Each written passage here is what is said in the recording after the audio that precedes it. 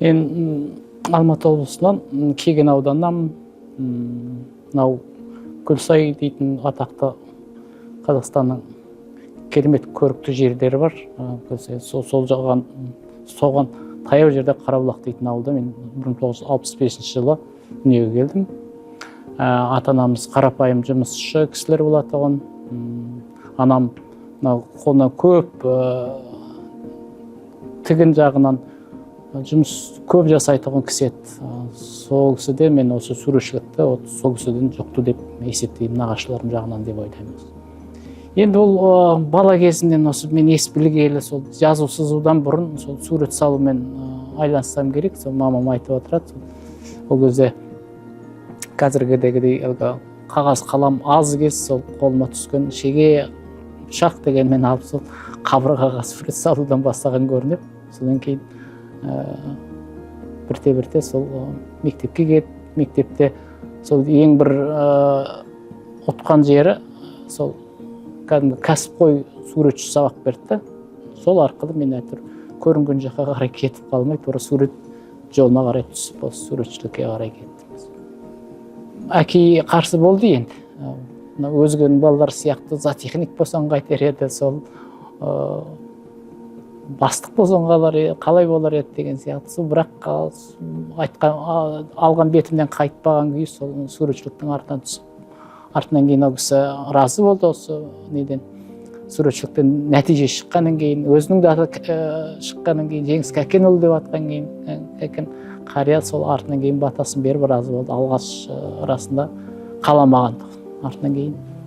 Жақсы сұрақ, сол жаңағы тағы да сол ағамыздың, суретші ағамыздың әсерінен сол ертерек көрдік. Кімнің біздің қазақстандық суретшілердің деңгейі, сол кездегі Ресей суретшілердің, Европа суретшілердің сол қандай деңгейде екенін мектепте жүргенде ақ білдім дағы. Сол өзім ең жақын сол бәрімізге ұнайтын сол Қастеев, Орал Таңсықбаев болатын болса, ары қарай сол Ресей суретшілерінен сол Михаил Врубель дейтін атақты суретші, содан Васильевтің нелері. Одан ары қарай уже кейін өзіміз европалық, жалпы әлемдік деңгейдегі суретшілерді білдік. Сол 9-шы классында анау жерде несі тұр, мен портреті, жаңағы Врубельдің өзінің автопортреті мен 9-шы класста көшіріп салған тоқсан. Айнытпайды. Сондай болсам екен деген бір арман болса керек.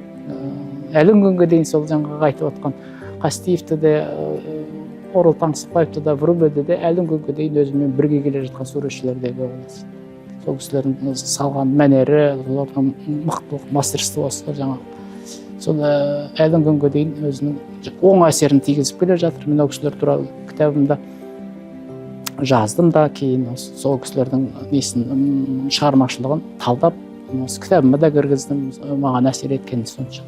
Енді графикада да кескіндемеде кезе келген сайын жазып отырамын. Өйткені бір өзінің қатып қалып, тоқтап, осы жерде тұра беруге болмайды суретшілер үшін. Ылғи өзін өзі жетілдіріп, бірін-бірі қайталамай, графиканы да, кескіндемені де, компьютерлік графиканы да сөйтіп дамыта беру керек.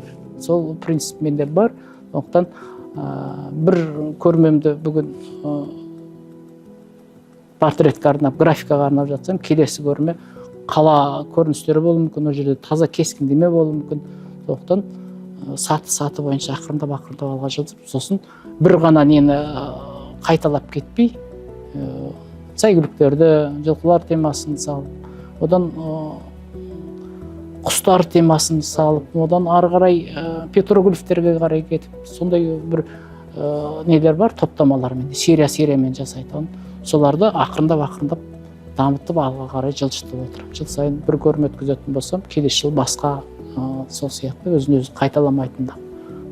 Түркияның жаңағы солтүстік Кипр несінде, аралында Суат Гюнсель дейтін атақты бір миллиардер болды. Сол кісі жан-жақтағы, әсіресе өзінің түркі халықтарының ішіндегі суретшілердің деңгейін зерттей отырып, біздің қазақстандық суретшілердің жаңағы дарында деген өзінің творчествосы, өзіне ұнаған деген нелерді, суретшілерді өзіне шақырды. Жолпұлын, жолын, сол жердегі тамағының бәрін өзі реттеп, краска несіне дейін, бояуына дейін өздері беріп, сол жерде бір кейбіреулер 3 айға дейін, кейбіреулер 1 айға дейін біз бір жарты айдай сол жерге шақыру бойынша барып сурет салдық. Ол кісі сол өзінің қаржысымен қазіргі заман өнер мұражайы дейтін тұрғызған екен. Соны параллель тұрғызып жатып, суретшілер шақырып алып, өзінің қалаған суретін салғызып алып қалды. Бізге бір оң әсер еткен жақсы бір суретшілерге, қазақстандық суретшілердің бір кеңінен өздерін құлашын кең жайып, барлық мүмкіндіктерді беріп тұрған кезде өзінің ішкі несін, жаңа әлеуетін ашқан бір не болды, сол симпозиум болды. Сол жерге барып, кеңінен көсіп, сурет салып, өзімізді тек қана суретші ғана сезініп, ел көріп, жер көріп, сол жерорта теңізінің несін көріп, табиғатын көріп, аралап дегендей, әр сурет салып, молынан сурет салып қайтқан кезіміз болды. Жаңа өзіңіз айтып отқан Нью-Йорк, Европадағы Берлин көрмелеріне ол осындағы Құланшы дейтін галереямыздың жаңа ұйымдастыруымен сол өзіміз бармасақ та картиналарымыз барып сол жерде неліге ілінді көрмелерге. Сол жаңа айтып отырған сол Құланшы галереясының Ләйлә Мақаттың несімен, инициативасымен сол кісінің барып картиналар жерде болып қайтты. Өзіміз оған барған жоқпыз, картиналарымыз барды. Бұл негізі адамзат баласының барлығында суретшілік бар. Тек талантқа байланысты бәрімізде бар. Өйткені бәрі бала кезінде сурет салдық деп айтады. Кіммен сөйлессеңде, жаңағы өзіңіздің жолдасыңыз менің әкем суретші еді деп атады. Барлығына Құдай тағала беріледі. Тек талант әркімге сияқты мәселен соларға ғана беріледі дағын, сол арқылы қоймай сурет салып ары қарай дамып кетеді. Ал талант берілмегендігінен ол басқа салаға кететіндей. Жаңа өзіңіз айтып отқан балаларыңыз сурет салып, ол бала кезінен салды. Бірақ олар байқадым, тап біздікін дегендей алға қарай осы сурет салмасы тұра алмайтындай ненің қабілеттің болмағандығынан оларға бір үйге бір суретші жетеді, өздерінің мамандықтарын таңдап ал деп, ол кісілер басқа саланы таңдап, сонымен кетті. Бірақ бойларында жаңағы суретшілік бар, бәрін бала кезінен менің салған суреттерімді, бүкіл жинаған альбомдардың бәрін парақтап өскендіктен олар суретшілікке бір қадам болса жақын ол кісілер. Мынау 2000-ның басында бір жұмыс істеп отырып, сол бір компьютердің өзінің бір ішіндегі бір мүмкіндіктерінен қызық бір құстардың несі ақырындап шыға бастады дағыны. Бұл тема маған ұнай бастады. Сонымен ол ақырындап JPEG-ге ақырын ғана жүрді. Ақырын ғана көп емес бір 2-3-ден ғана шығып жүретін болса, пандемия кезінде өзіңіз білесіз, тым-тырыс қалдық қой, ешқайда шыға алмайтын, ешқайда шығуға болмайды, баруға болмайды. Сол кезде енді бір жақ жер оған дейін мен қағаз қалам жаңағы графика әсіресе тез кебетұғын мүмкіндігі бар нелерді жинап алғам. Сол пандемия кезіндегі солымыз самғау деп аталады. Самғау.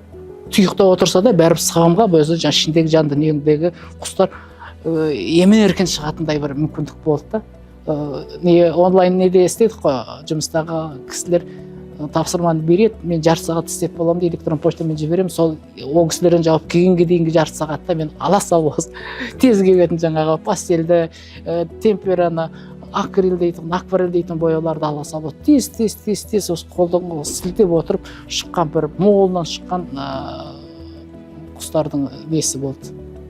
Ол бір символика болды да, қанша жерден тиіп тұрса да, мынау басқа бір нелер қанша жерден осы тордың ішінде қамап тастаса да, бәрібір ішіндегі құс әлемге ұшып кететіндігінің бір белгісі болды. Мол жаңағы мынау өзге серияларға қарағанда аса көп шыққан сол әсіресе құстар сериясы. Қазір менде 700-800-ге дейін жиналған сол құстарым бар.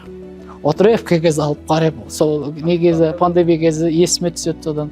Ол сол пандемияның өзінің бір кішкене неге ақырындап баяулай бастаған кезінде көрме жасадық.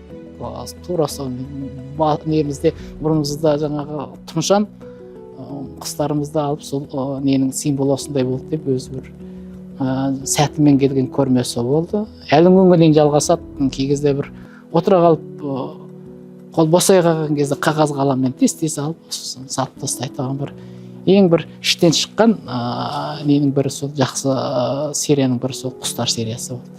Енді ол табандылық болды. Осы айтқан алған беттен қайтпай, суретшілік деген жаңағы айтып отырмын, ол талантпен қоса берілген кезде ғана ол алдыға қарай жылжиды. Өз басым сол енді біреуге бүйтіңдер сөйтіңдер деген бұл жерде теорема жаңағыдай бір шаблон жоқ. Ал өз басымда табанды түрде осы суретшілікпен айлансам, осыдан нәтиже шығарам. Мәселен, жаңағы осы құстар сериясын аяғына дейін жеткізем, оған көрме жасауым керек дейтін болатын болса, сәйгүлік семантикасын, жылқыларды да молдан жасауым керек, ішіндегі ойлаған жоспарлаған картиналарымды шығаруым керек, оны халықтың алдына көрсетуім керек деген табандылықпен осындай неге жеттік. Табандылық. Орта жолдан тайып кетпей, соның жолдарын қарап, қара күшке сала бермей, оның әдістерінің де оңай бір игеріп әкететін жолдарын қарастыру арқылы басқа суретшілердің мен салыстыра отырып, олар қалай жетті, әлемдік дәрежедегі суретшілер қандай еді, сол арқылы информацияны мен өзіңді байыта беріп, жаңағы арманға, мақсатыңа жететін жолда сондай бір тек қана қарағыш, тек қана осы күн түн демей сурет сала бермей, сондай әдіс айлаларын қарап, мүмкіндіктерін қарап, жұрт не істеп отыр, сен қандайсың деген сияқты салыстыру арқылы жетуге тырыстым. Не қылды мен, қандай қиындық болмасын, соның алдына табандылықпен осы суретшіліктен нәтиже шығаруға тырыстым. Соған Құдайға шүкір жеттім деп ойлаймын.